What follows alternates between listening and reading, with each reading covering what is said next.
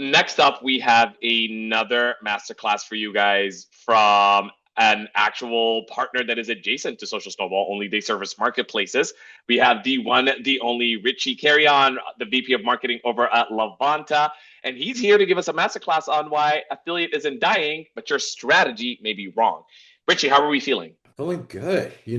I'm here in New York City and the weather was like amazing the last 2 days. And then today I get out of the house and apparently it's about to snow. So I guess it's It's actually, it's a good thing, well, you right? know what? It's snow Social for one snowball. hour, so that's 1 hour. nice. Okay, One okay, hour, one okay, hour. So we still get okay. to enjoy the north. And you know what? While it's raining outside, you're going to teach us about how to fix our strategy to make our affiliate come back to life. How do we revive our affiliate strategy? So I'll pass it on to Absolutely. you, guys. This is one you're going to want to have to pay attention to. This is fantastic learnings from Levanta. Awesome, awesome. Well, everyone, before I share my screen, just a couple quick questions.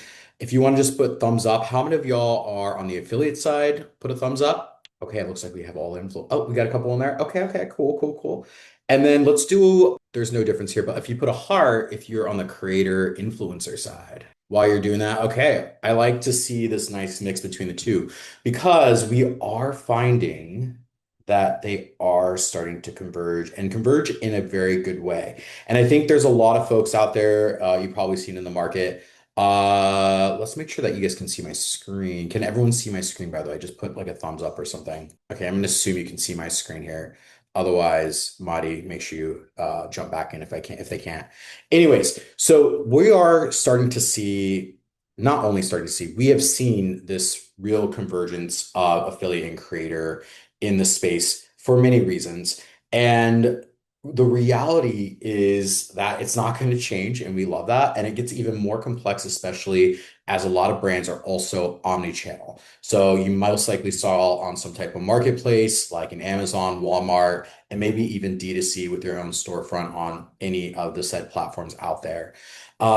And what that might look like is you might have a creator team and an affiliate team for Amazon and also for Walmart and maybe even for D2C. And you might even have any mix of agencies in there. So what does that mean? You have siloed data, you have different strategies running at different times, maybe even some disconnected campaigns, etc. And so in this session, we're going to really dive into in more depth why affiliate and creator have converged and why it's really important right now for you, but also really how AI is reshaping the path to purchase, especially as there's a lot of conversations of, is AI going to intercept my traffic that creators generally would create? And then also, what's most important, this is really what I would want you all to take home and apply to your programs, is really thinking about the creator and affiliate channel from the lens of LTV or lifetime value in lieu of unit economics. And you'll see why, and you probably deal with a lot of this when it comes to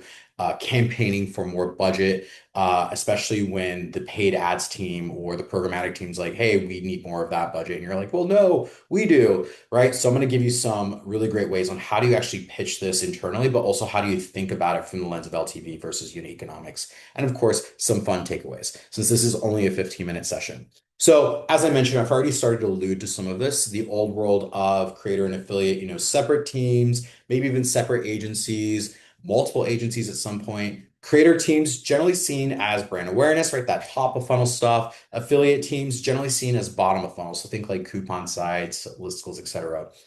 Also, as I mentioned, when it comes to budgets, there's the siloed budgets, right? Siloed data, et cetera. And that loses visibility on incrementality. And I know incrementality is a very, very, very big topic these days, especially as we talk to a lot of brands.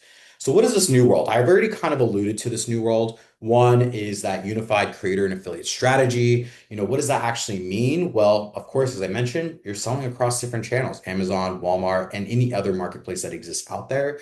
And then you have your D2C presence as well. And that new world is also going to be an integrated view of performance. So you can actually see what creators are driving traffic to, whether that's across your marketplace or D2C.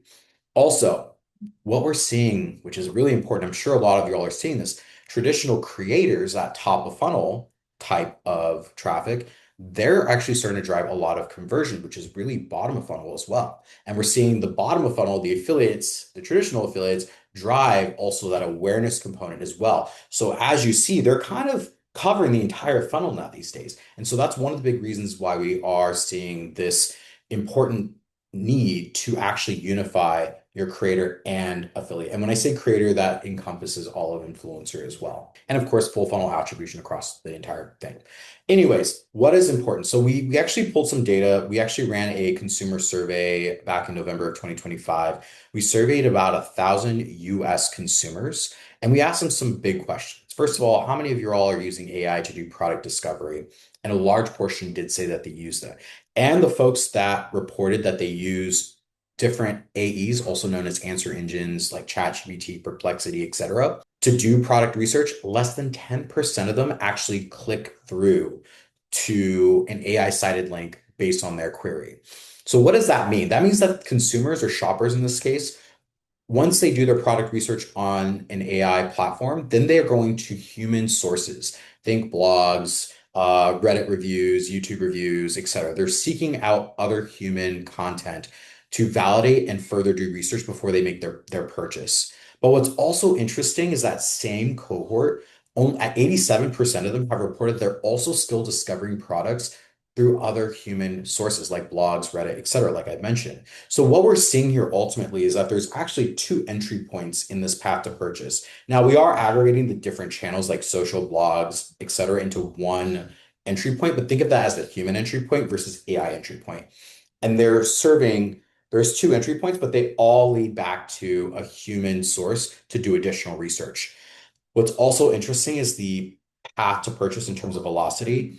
62% are reporting that they are making that purchase from discovery to checkout within 24 hours. So that means your brand has to do a lot of, your affiliate and creator content has to do a lot of heavy lifting very quickly before that purchase is made to also ultimately make them make the right decision, which is your brand, your product. So, as I mentioned earlier, before I get into the LTV conversation, I want to kind of frame our mindset around what we generally have to, at least what affiliate and creator teams usually have to compare themselves to. And a lot of that is around sponsored ads and PPC against the other channels, right? And as you know, from the paid ads perspective or sponsored ads perspective, once that budget is turned off, the traffic also gets turned off. It's like a faucet, right?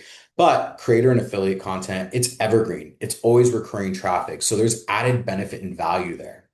Two, from a paid ads perspective, brands are talking about themselves. From the creator and affiliate side, you have third-party trusted, you have third-party people talking about your product, which means that the shopper's trust is going to be a lot higher. And also, it goes back to PPC ads. There's not lasting content, right? It's a display ad, maybe it's a quick video ad, but again, it's coming from the brand itself. While creator-driven and affiliate content, it's going to live on. Also, when you have paid ads, you're probably having repeat customers click on those ads, which definitely do cost you money. And that's not adding to your LTV to CAC in terms of a good perspective.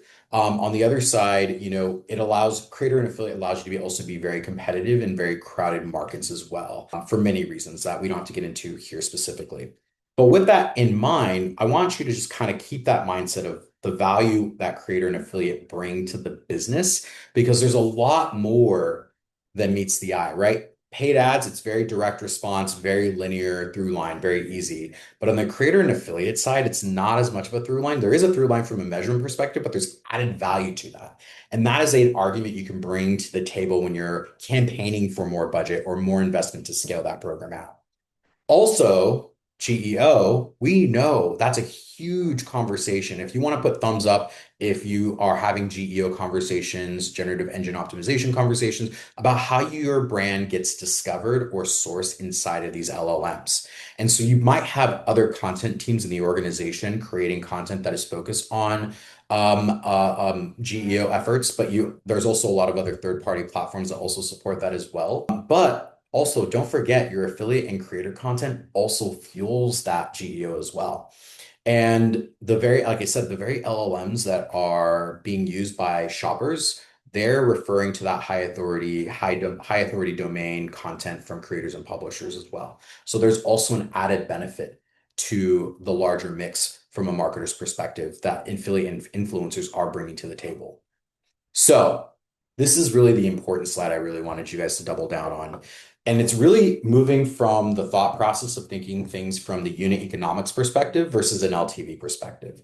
So I'll tell you why. So I brought up the PPC example because a lot of times you're looking at what's my max commission I can pay out on, or in this case, max payment I can pay out on this ad, right? And this is a very, just FYI, this is a very rudimentary example. It doesn't take into account your cost of goods or COGS. It doesn't take into account what platform you're using. So your Amazon fees versus Walmart fees or Shopify, where it's nearly zero because you own that data, that channel. But we're going to take a very simple example here. So let's assume your average ad order value AOV is about $100 with a 15% margin. So you're like, okay, I can pay out a maximum of $15 for this acquisition. But if and that could be kind of limiting, especially where you're working with different types of creators, whether it's a flat fee creator, which I don't think a creator is going to post for $15, to a flat fee, a hybrid model plus commission, to a pure performance model, right? And so now you have a way to actually justify why you can invest more into the creator program or maybe even a flat fee example as well. And so when you think about it from the LTV capacity, imagine if you have a $100 AOV, same product, but you know you have about four purchases in the lifetime of a customer with an 80% NTV. And for those of you who are not familiar with this KPI, it is Amazon centric, but also think about it as new customers, right? It's called new to brand. And this is an Amazon centric metric where it's looking at any sales that are happening within a 12-month window, how many of those are new to your brand within the last 12 months. So once you adjust your LTV, it's about $320. And now that same 15% margin is allows you to have a cap of $48 payouts. So now you can invest that same $48 for that same customer in bigger tiers, whether it's a larger creator or you have a higher commission if you're doing a performance model or a hybrid model as well. So this is extremely important for you to think through, especially if your team is used to doing unit economics versus an LTV capacity. And even from the marketing side on my side, I have the team think through this as an all of our efforts across the entire funnel from an LTV perspective versus a unit economics perspective. So yeah, we'll just leave it at that. Any questions as of right now? I'm happy to answer them as I'm kind of doing this in real time. All right. So, I'll make this fairly quick. What do you do next? What is like my next steps after this session? Well, I think one thing you should have a conversation with your teams internally is like, do we need to unify our strategies right now? What does our mix look like from an agency management, people management, et cetera? Because it's not about consolidating teams, it's more about enabling your teams to do more and scale out the programs so your teams as individuals can deliver more value to the business. Because you'd love to always hear, hey, the affiliate creator team are blasting out of the water and the paid ads team they're trying to keep up, right? Not that we always like friendly competition, but the point is you really want to scale out this or the channel. Also, go look at how you're actually measuring performance. Are you looking at this from the lens of unit economics, or are we looking at it from the lens of LTV? And look at your ceiling, your what your ceiling on LTV could be, or commission ceiling if you're doing a performance model, but then also look at what you're willing to pay from a flat fee model. Also, because of AI discoverability, invest in the content as an asset. And you can make those arguments with your CFO and anybody else who's owning budget with your teams as well. And also look at incrementality, specifically when you're doing flat fee collaborations to hybrid models. You always want to make sure you're using tools that allow you to measure the performance, whether it's a flat fee basis to purely performance. And that's going to be important from an incrementality perspective, but also you can use tools to measure new to brand to see what types of new customers are being brought in through that content as well. So super simple masterclass. I wouldn't say this is a hardcore in-depth, Anna Wintour telling you how to make every move for 2 hours in your career. But I hope that I can leave you with at least a new way to think about how you measure this channel and enable you to campaign for larger budgets so you can scale out these programs and really make your team more successful and have you, earn that next promotion at your organization. Madi, I'm open to Amazing, questions. amazing breakdown. No, you did just such a fantastic brain dump. Just like shout out Levanta for being able to build such like a fantastic platform and such like deep knowledge. base in our industry. This was fantastic. I think we are at time, but Richie will be sticking around and answering any of the questions that you guys put in the chat. I've seen a couple of them already. And Richie, where can people find you? Where can they find more about Levanta? Yes, if you want to learn more about Levanta, you can go to our website, levanta.io. If you happen to want a conversation, you can go to our requested demo. We're happy to connect you with the expert. You can chat it, type in Social Snowball webinar if you want, is how you heard about us. But you can also visit us on LinkedIn as well. It's /try Levanta. And I'll also send over my LinkedIn here as well at some point. Madi, no time for questions, right? Or Yeah, I think we're exactly at time. We're a little over okay, actually. But perfect. yes, but Richard will be answering questions in the chat. He'll be rejoining as a participant. So guys, please hit him up. And you know what? I always know it's the New Yorkers who bring in the heat. It's this. This is incredible. This is incredible. Just straight knowledge, top to bottom. Thank you so much, Richie. Awesome. Thank you so much, everyone.